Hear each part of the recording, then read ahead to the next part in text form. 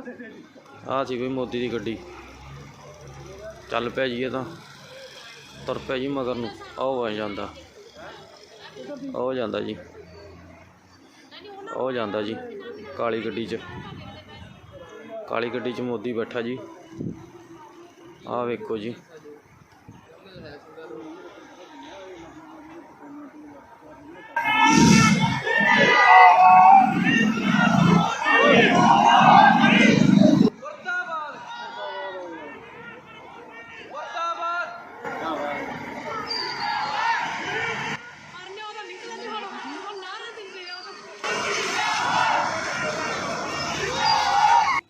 नमस्कार दोस्तों, इस बड़ी ब्रेकिंग न्यूज में मैं अभिसार शर्मा आपका स्वागत करता हूं। तो प्रधानमंत्री नरेंद्र मोदी का आज पंजाब दौरा था और वो दौरा जो है विवादों में पड़ गया। प्रधानमंत्री नरेंद्र मोदी एक चुनावी रैली को संबोधित करने आए थे, मगर बगैर रैली को संबोधित करके वापस चले गए क्योंकि उन्हें एक फ्लाईओवर पर प्रदर्शन करने वाले किसानों ने रोक दिया और वो आगे नहीं जा पाए। अब आप कहेंगे भाई प्रधानमंत्री भटिंडा से फिरोजपुर हेलीकॉप्टर में भी जा सकते थे। वैसा उन्होंने इसलिए नहीं किया क्योंकि मौसम खराब था, लिहाजा उन्होंने यह फैसला किया कि 111 किलोमीटर फिरोजपुर से भटिंडा के बीच करीब 100 किलोमीटर वो रास्ते के जरिए जो हैं वो सफर करेंगे। प्रधानमंत्री नरेंद्र मोदी को किसानों ने रोका और जब वो वापस जा रहे थे तो वहां मौजूद अधिकारियों से कहा, जैसा कि तमाम न्यूज चैनल्स बता रहे हैं, प्रधानमंत्री ने कहा कि अपने मुख्यमंत्री से कहना किसी तरह से मैं अपनी जान बचाकर आ रहा हूं। उसके बाद बवाल मच जाता है। तमाम न्यूज चैनल्स में खबरें आती हैं कि प्रधानमंत्री की सुरक्षा में चूक। मगर मुद्दा क्या है? प्रधानमंत्री नरेंद्र मोदी की सुरक्षा में चूक या खाली कुर्सियां, जैसा कि कांग्रेस दावा कर रही है? दोनों तथ्य मैं आपके सामने पेश करने वाला हूं। दोस्तों, सबसे पहले मैं आपको बतलाऊंगा वो 3 तस्वीरें जो कि आप फ्लाईओवर पर देख सकते हैं, जहां उस वक्त जबरदस्त ड्रामा हो रहा था। एक एक करके वो तस्वीरें आपकी स्क्रीन पर आ रही हैं जब प्रधानमंत्री नरेंद्र मोदी को प्रदर्शनकारी किसान रोक देते हैं। शाम को जब एक खबर आती है दोस्तों, तो मैं आपको बतलाना चाहूंगा आपकी स्क्रीन पर इंडिया टुडे की खबर। इंडिया टुडे इस समाचार के जरिए यह बतलाने का प्रयास कर रहा है कि देखिए, हमारे पास पुख्ता प्रमाण हैं कि प्रदर्शनकारियों ने प्रधानमंत्री को जाने से रोका और यह कितनी बड़ी सुरक्षा में चूक थी। मगर मैंने जब इस फुटेज को ध्यान से देखा और इस फुटेज के 45वें सेकंड पर एक तस्वीर पे जूम इन किया, तो पता चला कि प्रदर्शनकारियों के हाथ में बीजेपी का झंडा था। अब बड़ा प्रश्न, ये प्रदर्शनकारी थे जो प्रधानमंत्री नरेंद्र मोदी का विरोध कर रहे थे, या भारतीय जनता पार्टी के समर्थक थे, या फिर प्रदर्शनकारियों के हाथ में भाजपा का झंडा था? मैं ये समझना चाहता हूं कि मीडिया इस अहम पहलू की तरफ लोगों का ध्यान क्यों नहीं खींच रहा कि प्रदर्शन करने वाले जो लोग थे उनके हाथ में भाजपा का झंडा था। तो ये तो एक छोटी सी तस्वीर मैंने आपको इंडिया टुडे के टेलीकास्ट से आपको दिखाई।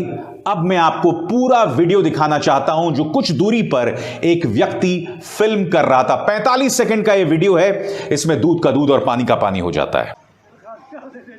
आ सी बई मोदी की गड्डी चल पिया जी। ये तुर पिया जी मगर नूं आओ आ जांदा जी ओ जांदा जी काली गड्डी च मोदी बैठा जी। आ वेखो जी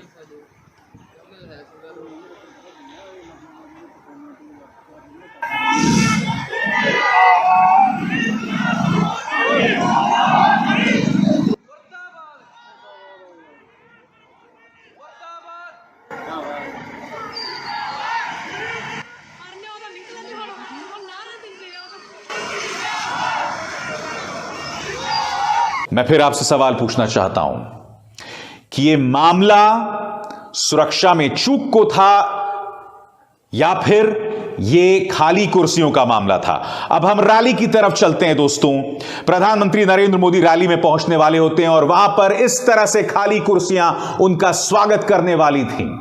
जी हां, इस तरह की खाली कुर्सियां जहां कोई मौजूद नहीं था। मैं अब आपको बताने वाला हूं कि वहां लोग क्यों नहीं मौजूद थे। बड़ा प्रश्न। प्रधानमंत्री अगर वहां पहुंच जाते तो कितनी जबरदस्त शर्मिंदगी और जिल्लत झेलनी पड़ती उन्हें जब वो भाषण तो दे रहे होते मगर सामने कोई नहीं होता। अब बड़ा प्रश्न यहां पर पैदा होता है कि क्या यह सुरक्षा में चूक थी? दोस्तों, अब मैं आपको एक बहुत अहम जानकारी बताने वाला हूं जो आपको ध्यान से सुनना होगा। आज सुबह करीब 9 बजे मुझे पंजाब से कुछ पत्रकारों का फोन आया, कुछ स्थानीय नेताओं का फोन आया और उन्होंने मुझे कुछ अहम जानकारियां दी। उन्होंने कहा कि किसान प्रधानमंत्री का विरोध करने वाले हैं। आज सुबह से ट्विटर पर गो बैक मोदी भी चल रहा है, यानी कि किसान किसी भी कीमत पर प्रधानमंत्री का विरोध करने वाले थे। पर्दे के पीछे एक और काम चल रहा था। किसानों ने अपने तमाम गांवों में फरमान जारी कर दिया था कि प्रधानमंत्री की रैली में कोई नहीं जाएगा, कोई नहीं जाएगा और जो भी रैली में जाएगा उसे गद्दार माना जाएगा। और यह भी फैसला कर लिया था जिन बसों में लोगों को भर भर कर रैली में ले जाया जाने वाला था उसे किसान रोकेंगे।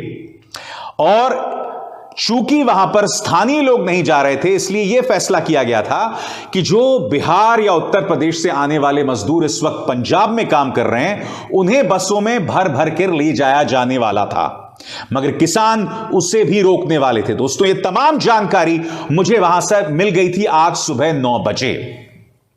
अब आप मुझे बताइए, जब ये तमाम जानकारियां आज सुबह 9 बजे मुझे मिल गई थी कि किसान प्रधानमंत्री का विरोध करेंगे, नंबर 1, नंबर 2, किसी भी बस को वहां नहीं जाने दिया जाएगा, नंबर 3, अगर कोई उस रैली में जाएगा तो स्थानीय लोग उसे गद्दार मानेंगे, तो आप मुझे बताइए वहां रैली पर में शिरकत करने, उस रैली को अटेंड करने पहुंचेगा कौन?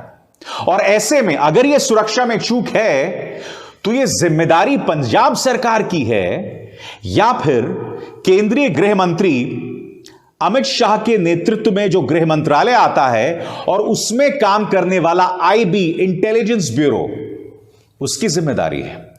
जब यह जानकारी मुझे थी तो इंटेलिजेंस ब्यूरो को भी होगी, तो क्या इंटेलिजेंस ब्यूरो ने यह जानकारी माननीय प्रधानमंत्री को नहीं दी?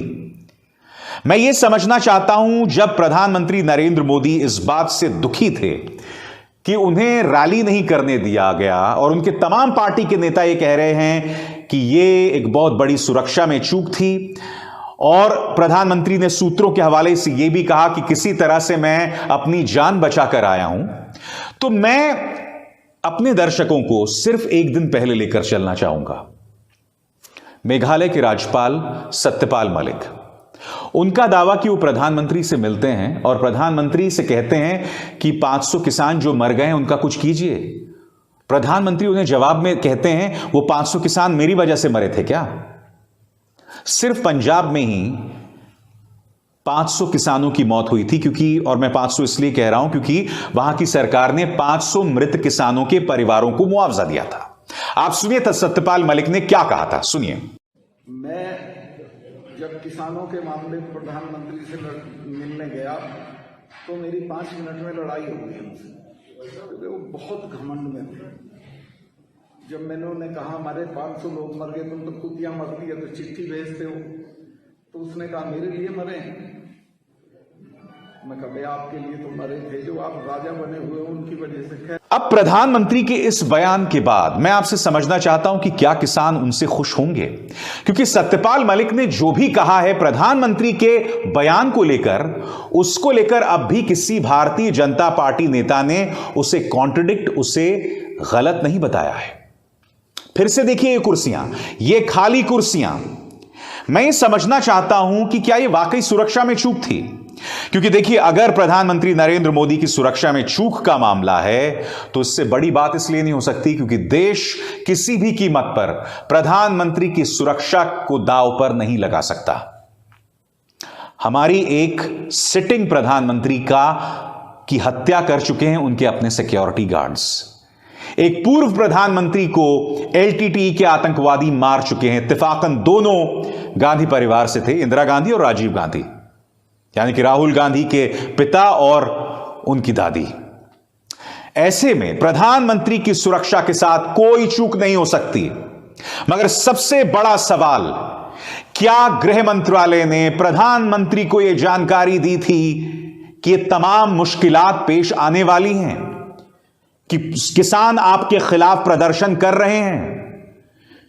क्योंकि मैं ये समझता हूं कि एक तो मौसम खराब, दूसरा वहां कोई भीड़ नहीं आने वाली है, तो फिर प्रधानमंत्री को वहां जाने क्यों दिया गया, वो भी सड़क के रास्ते।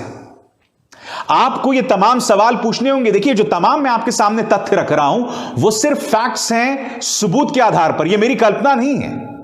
तो मैं समझना चाहता हूं कि इंटेलिजेंस ब्यूरो, गृह मंत्रालय कर क्या रहा था।